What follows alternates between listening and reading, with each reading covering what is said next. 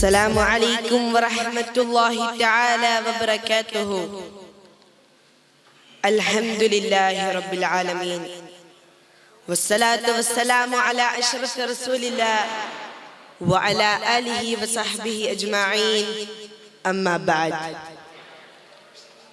ബഹുമാനപ്പെട്ട ഉസ്താദുമാരെ, വിശിഷ്ട അതിഥികളെ, എൻ്റെ സ്നേഹം നിറഞ്ഞ വിദ്യാർത്ഥി സഹപാഠികളെ, ഇന്ന് സാഹിത്യ ഉത്സവം 2026 ഈ വേദിയിൽ ഞാൻ സംസാരിക്കുന്നത് നമുക്കെല്ലാവർക്കും പ്രധാനപ്പെട്ട വിഷയത്തെക്കുറിച്ചാണ്.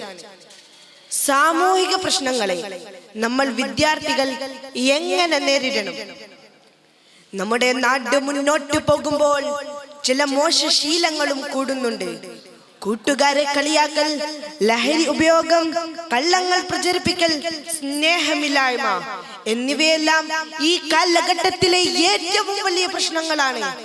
ഈ പ്രശ്നങ്ങൾ വലുതാണെങ്കിലും ചെറിയ നല്ല കാര്യങ്ങളിലൂടെ നമുക്ക് മാറ്റം കൊണ്ടുവരാൻ സാധിക്കും.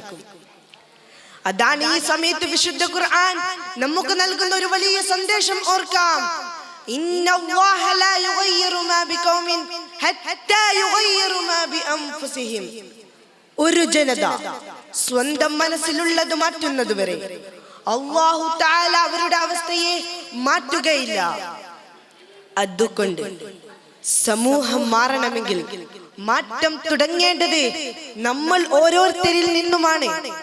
അങ്ങനെയാണെങ്കിൽ നമ്മൾ വിദ്യാർത്ഥികൾക്ക് എന്ത് ചെയ്യാൻ കഴിയും? 4 ലളിതമായ കാര്യങ്ങൾ. 1, അറിയുക, അവബോധം. നമ്മെ ചുറ്റിപ്പറ്റിയുള്ള പ്രശ്നങ്ങളെ കുറിച്ച് മനസ്സിലാക്കുക. അറിവാണ് തെറ്റായ കാര്യങ്ങളിൽ നിന്ന് നമ്മെ അകന്നു നിൽക്കാൻ സഹായിക്കുന്നത്. 2, നല്ല മാതൃകയാവുക.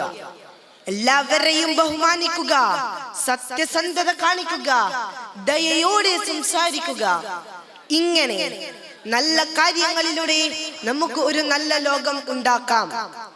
3, സത്യം പറയുക. കളിയാക്കലുകളോ വിവേചനമോ കണ്ടാൽ പേടിയില്ലാതെ മാന്യമായി അതിനെ എതിർക്കുക. കൂട്ടുകാർക്ക് വേണ്ടി സംസാരിക്കുക.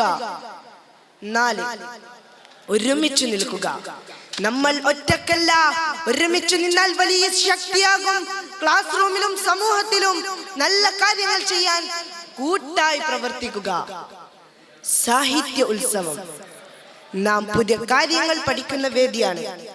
നമുക്ക് നമ്മുടെ വാക്കുകളും പ്രവൃത്തികളും ഉപയോഗിച്ച് കൂടുതൽ സ്നേഹവും സുരക്ഷിതത്വമുള്ള ഒരു സമൂഹം ഉണ്ടാക്കാം. നമ്മൾ വിദ്യാർത്ഥികൾ ധൈര്യത്തോടെയും ഐക്യത്തോടെയും മുന്നോട്ട് പോയാൽ നല്ല മാറ്റങ്ങൾ ഉറപ്പാണ്. ഇന്നത്തെ എന്റെ വാക്കുകളിലല്ല, നാളത്തെ നിങ്ങളുടെ പ്രവൃത്തികളിലാണ് ഈ സമൂഹത്തെ മാറ്റുക. ഇത്രയും പറഞ്ഞുകൊണ്ട് എന്റെ ഈ കൊച്ചു പ്രസംഗം ഞാൻ അവസാനിപ്പിക്കുന്നു.